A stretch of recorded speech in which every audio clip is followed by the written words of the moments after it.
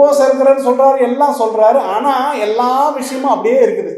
நீ எவ்வளவுதான் உடம்பை வருத்தினாலும் கோபம் போல, எரிச்சல் போல, உங்ககிட்ட இருக்கிற எந்த குணாதிசயத்துல மாறல அப்படின்னா, இன்னொருத்தர் நான் 2 மணிலேருந்து 6 மணின்னு சொன்னாலும் அவர் என்ன செய்யறாரு, அவர் இடத்துல நிறைய மாற்றங்களை பார்க்கிறோம் அப்படின்னு சொன்னா நாம் என்ன பண்ணுவோம், அவர் பக்கமா இருக்க பண்ணுவோம். நீ எதை வேணாலும் செய்யலாம், கடைசியில அவுட்புட் என்ன? அந்த உபவாசத்தினால நீங்க என்ன அச்சீவ் பண்ண விரும்புகிறீங்க?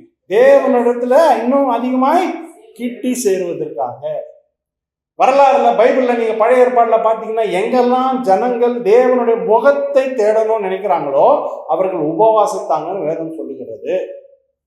அப்ப இந்த லெந்து நாட்களிலே நாம அனுசரிக்கிற எதுவுமே எல்லாமே எதை வைத்து முடிவு பண்ணப்படும்னா, இந்த 40 நாள் முடிக்கும் பொழுதோ இல்ல இந்த 40 நாட்களிலே நீங்கள் தேவனோடு எவ்வளவு நெருங்கி இருக்கிறீங்க,